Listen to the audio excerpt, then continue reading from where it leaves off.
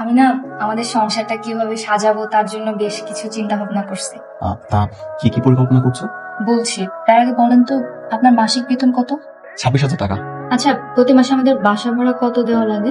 Gas আর বিদ্যুৎ বিল মিলিয়ে 12,000 টাকা।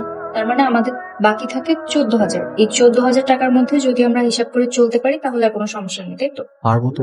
চেষ্টা করতে হবে।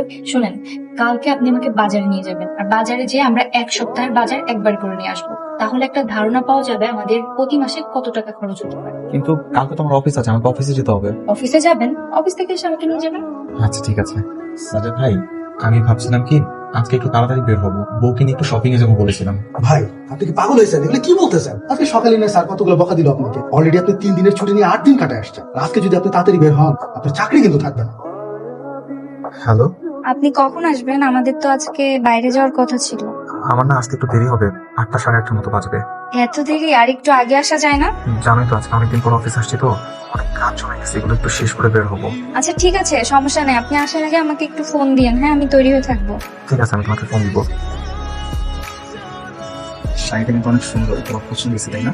হ্যাঁ, পছন্দ হয়েছে। হ্যাঁ, এই শাড়িটার দাম কত? এটা 2000 টাকা। কি বলছেন? এই শাড়ির দাম 2,000 টাকা?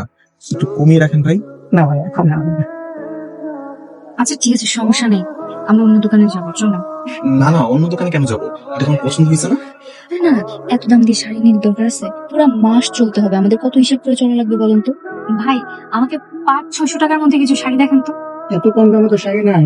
তো একটা আছে, ফিক্স দাম 700 টাকা। আর নিতে পারেন। অনেক সুন্দর। হাই হাই, 700 টাকা দামে এত সুন্দর শাড়ি! দেখছেন আপনি কালারটা কি সুন্দর, শাড়িটা সুন্দর না? তোমার কি এটা সত্যি পছন্দ হয়েছে? হ্যাঁ, 700 টাকা এত সুন্দর শাড়ি পাওয়া যায় না তো। ভাই, আপনি আমাকে এই শাড়িটা দেন।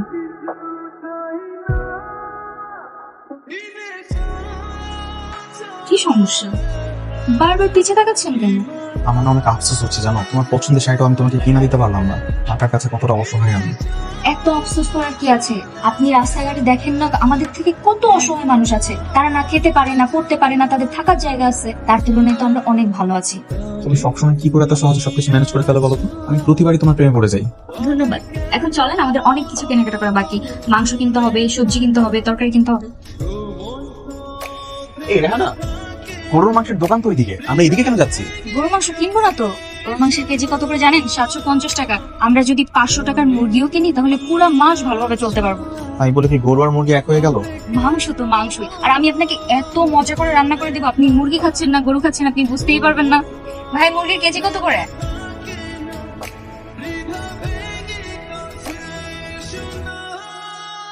আজ আমাদের বাজারে মোট খরচ হয়েছে 2000 টাকা।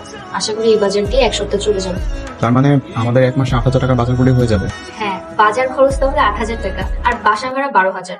তাহলে আমাদের আরো 6,000 টাকা হাতে এক্সট্রা থাকে। এই 6,000 টাকা দিয়ে 3,000 টাকা আমরা গ্রামে পাঠাবো, 3,000 টাকা হাত খরচ করবো। ঠিক আছে? একদম পারফেক্ট।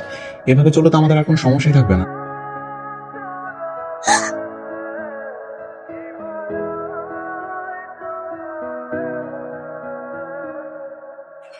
কি কি হয়েছে আপনার? এটা কি আপনার হাতে? পায়ে লাগছে কিভাবে? কিভাবে লাগলো? তেমন কিছু হয় নাই, রাস্তা পার হওয়ার সময় একটা গাড়ির সাথে ধাক্কা লেগে গেছে। একটু সাবধানে চলাফেরা করবেন না? আচ্ছা বন্ধু, আমি তাহলে এখন উঠি। ভাবি এই যে ওষুধগুলো আছে তো, আপনি তো নিয়মিত খাওয়াই দিন।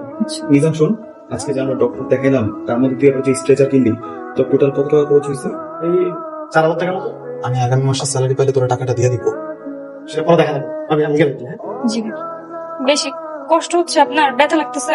যতটা না কষ্ট হইতেছে তার থেকে বেশি টেনশন হইতেছে। এই যে আজকে এতগুলা টাকা খরচ হয়ে গেলো, এটা নিয়ে টেনশন করতেছেন না? হ্যাঁ, কারণ এই খরচটা তো আমাদের হিসেবের বাইরের হইলো। এত চিন্তা করে কি হবে বলেন? পরপর 2 মাস ধরে আমরা মুরগি খাবো না, মাছ খাওয়া কমাই দিব, সবজি খাবো। চিন্তা করেন না, সমস্যা থাকলে সমাধান তো হবে। আমি না সত্যি অনেক ভাগ্যবান জানো, তোমার মতো একটা বউ আমি পাইছি। অফিসের বস ফোন দিছে। বলেন আপনি অসুস্থ, আজকে যেতে পারবেন না। আসসালামু আলাইকুম স্যার। ওয়ালাইকুম আসসালাম। মোহিত, কোথায় তুমি? স্যার আমি তো বাসায়। আরে বাসায় মানে কি কথা বলছো? অফিসে আসবা কখন? স্যার আমি অফিস আসার জন্য বাসা থেকে বের হয়েছিলাম, কিন্তু রাস্তায় আমার একটা অ্যাক্সিডেন্ট হয়ে গেছে তো আমি তার জন্য আর আসতে পারিনি। পাটা একটু মুচকে গেছে স্যার। আমার কাছে মনে হয় আমি আগামী 2-3 দিন অফিস করতে পারবো না। বাহ, চমৎকার। এটা কি সরকারি অফিস নাকি হরিণুক পেয়েছো? যে আমার ইচ্ছা হলো আমি আসবো, ইচ্ছা হলো আমি আসবো না? অফিসে একটা রুলস এন্ড রেগুলেশন আছে, তুমি তাড়াতাড়ি চলে আসো। এমনিতে অনেক ফাঁকি দিয়েছো, এরকম যদি ফাঁকি দাও তাহলে কিন্তু তোমার বেতন কাটা যাবে। স্যার আমার কষ্ট হলো, আমি আগামীকালকে থেকে ঠিকঠাক মতো অফিস আসবো স্যার। আর তাছাড়া শোনো, এমনিতেই কিন্তু তুমি বেশ কয়েকবার ফাঁকি দিয়েছো, আমার বেতন থেকে 2,000 টাকা কাটা যাবে। আর একবার যদি ফাঁকি দাও না, তাহলে কিন্তু পুরো বেতনটাই পাবা না, তোমার চাকরি নিয়ে টান পাবে। ঠিক আছে স্যার, আসসালামু আলাইকুম। ওনারা আপনাকে বকলেন তাই না? এই মাসের বেতন থেকে 2000 টাকা কেটে রাখবে। আচ্ছা আচ্ছা, ঠিক আছে, কোনো সমস্যা নেই। কষ্ট করবো, আমরা দুজন ম্যানেজ করে নিব। আপনি রেস্ট নেন। হ্যাঁ, আরে মাইদুল সাহেব, আপনি নাকি অ্যাক্সিডেন্ট করছেন? কি অবস্থা আপনার? পায়ে একটু বেশি টাকা দিয়েছি। জানি ভাই, অনেক কষ্ট হবে, তারপর কষ্ট করে অফিসটা করেন। এই বাজারে যদি চাকরি যায়, না খেয়ে মরতে হবে। আসসালামু আলাইকুম ভাইয়া। ওয়ালাইকুম আসসালাম। আচ্ছা, আপনি মহিদুল ভাইয়ের স্ত্রী না? জি। মহিদুল ভাই কি বাসায় আছে? না ভাইয়া, ও তো অফিসে। কিছু বলবেন? না, আব্বু একটু ওনাকে ডেকেছে। কি দরকার আমাকে বলতে পারেন ভাইয়া? আসলে আব্বু তো সিদ্ধান্ত নিয়েছে সামনের মাস থেকে বাসা ভাড়া 1000 করে বাড়াবে। সবকিছু যেই দাম চারিদিকে, আপনি একটু মহিদুল ভাই আসলে আব্বুর সাথে দেখা করতে বলেন। ঠিক আছে। এইভাবে বছরের মাঝখানে যদি ভাড়া বাড়ায় তাহলে কি চলে? এমনিতে দেশের এই অবস্থা, তার মধ্যে কথা নেই বার্তা নেই, হুট করে বাড়ি ভাড়া বাড়িয়ে দিল। কি করবে, সবকিছুই তো দাম বেড়েছে, এই জন্য হয়তো ভাড়া বাড়াচ্ছে। সবকিছুর দাম বাড়ছে ঠিক আছে, আমার তো বেতন বাড়ে নাই। এরকম ভাবে চললে আমরা বাঁচবো কিভাবে? হ্যালো মামা, আসসালামু আলাইকুম। রে কেমন আছিস? ভালো, আপনি? হ্যাঁ আমিও ভালো আছি। শুনলাম তুই নাকি ঢাকায় থাকিস। আরে আমিও তো ঢাকায় থাকি। শোন, কালকে তোর বাড়িতে আমি বেড়াতে আসবো। কালকে আসবেন? হ্যাঁ কালকে আসবো। তুই এক কাজ কর, তোর বাসার ঠিকানাটা আমাকে একটু মেসেজ করে দে। আচ্ছা, মামা কালকে আসবেন বললো। তাহলে তো আমাদের অনেক বাজার সদাই করতে হবে। আমার মামা তো অনেক বড় লোক, উনি আসলে একটু ভালো বাজার করা লাগবে আর কি। আচ্ছা ঠিক আছে, সমস্যা নেই। আপনি আমাকে মুরগি এনে দিন, আর সবজি দিয়ে বাকিটা আমি ম্যানেজ করে নেব।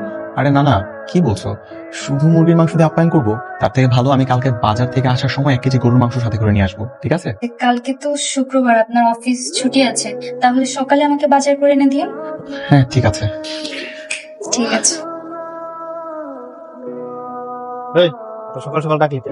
ওটা কি হয়েছে? দুপুরবেলায় মামা শ্বশুর আসবো, অনেক বাজার সদাই করা দরকার। যা বাজার করে নিয়ে আই। তুই আমার 2000 টাকা দিতে পারবি? আমি হয়তো তোর এই মাসে সব টাকা ফেরত দিতে পারবো না, কিন্তু আগামী মাসে দিয়ে দিব।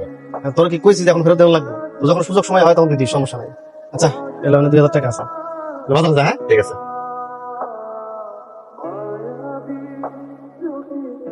এরকম বাসায় থাকিস কিভাবে? দম বন্ধ হয়ে যায় না? না মামা, কোনো সমস্যা হয় না তো, আমরা দুজন মানুষ না, দুজনের জন্য এই বাসা ঠিক আছে তো। এসব কথা বলে নিজেকে সান্ত্বনা রাখা যায়, মানসিক ভাবে শান্তিতে থাকা যায় না। একটা ফ্ল্যাট, নতুন ফার্নিচার, সবাই স্বপ্ন দেয়। সব হবে মামা। কিভাবে হবে বল? তোর মাকে আমি কতবার বলেছি যে আমার পছন্দের ছেলের সাথে বিয়ে দিতে, কথাই শুনি। যারা হবার তা তো হয়ে গেছে, পুরোনো ইতিহাস গুলো তার ফিরিয়ে আনা যাবে না। আচ্ছা ধর, এখানে 5000 টাকা আছে, এটা রাখ। না না মামা, টাকা লাগবে না। লজ্জা পাইস না, গরিবদেরকে লজ্জা মানায় না। নে ধর, এই টাকাটা থাকলে কয়েকদিন ভালো মতো চলতে পারবি। নে। টাকা লাগবে না মামা, আপনি আমাদের জন্য দোয়া করবেন, তাতেই হবে। নিবি না তাহলে? ঠিক আছে, কি করার আছে। ভালো থাকিস, আসি। জি মামা। আরে মাইদুল সাহেব, মন খারাপ কেন? স্যালারি থেকে 2000 টাকা কেটে নিয়েছে ভাই। স্যার তো আপনাকে আগে এই কথা বলছিলেন। ভাই, এটাই কোম্পানির চাকরি, মাসের পর মাস আমাদেরকে দিয়ে কাজ করাবে, আর যদি একটা ভুল পায় গলা কাটা শুরু। কি আর করবেন ভাই, এটাই নিয়তি। আম্মা, বাজান, তুমি আইসো বাজান? তুমি কখন আসছো? আমি তো বাজান দুপুরের দিকে আসছি। কিন্তু তুমি এরকম হুট করে কোনো কিছু না বলে চলে আসলা যে? আসলে মার শরীরটা কদিন ধরে ভালো লাগছে না তো, গ্রাম থেকে এক কাকার সাথে আসছে, তিনি আসবে শুনে হুট করে চলে আসছে। ঢাকা শহরে তো অনেক বড় বড় ডাক্তার আছে, ডাক্তার দেখাইলে নাকি ভালো হয়ে যায়, সুস্থ হয়ে যায় তাড়াতাড়ি। আমি যদি ট্রেনে ডাক্তার দেখাইতে পারতাম। দেখাবো মা, আমি নিজে আপনাকে ডাক্তারের কাছে নিয়ে যাবো। ঠিক আছে বৌমা। আচ্ছা, মার চিকিৎসার জন্য তো এখন টাকা পয়সার দরকার, আর আপনার যে বেতন, এ দিয়ে তো চিকিৎসা করা সম্ভব না। কিভাবে কি করবো কিছুই বুঝতে পারছি না। আমার মা তো বিয়ের সময় এই চেনটা আমাকে দিয়েছিল, এখন তো এটা কোনো কাজে, এটা বিক্রি করে দিলে অনেকগুলো টাকা পাওয়া যাবে না? রেহানা, তুমি সব কি বলছো?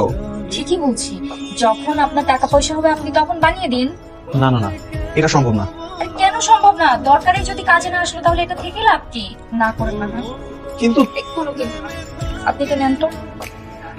কি বুঝলেন ডাক্তার সাহেব? বড় কোনো সমস্যা নেই, তবে ওনার শরীরে বেশ কিছু ছোট ছোট রোগ বাসা বেঁধেছে। আমরা এখন কি করতে পারি? সাবধানে থাকতে হবে আর শরীরের যত্ন নিতে হবে, আর কোনোভাবে অবহেলা করা যাবে না।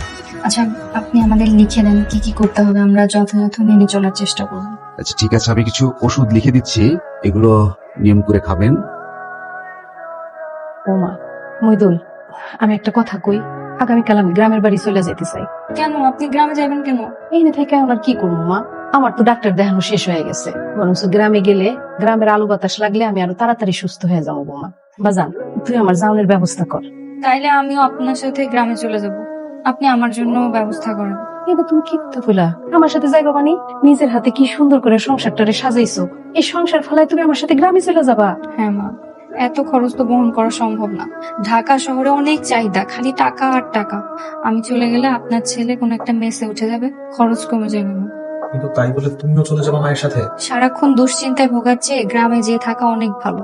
তুই তাহলে আমাকে যাওয়ার ব্যবস্থা করবা জান।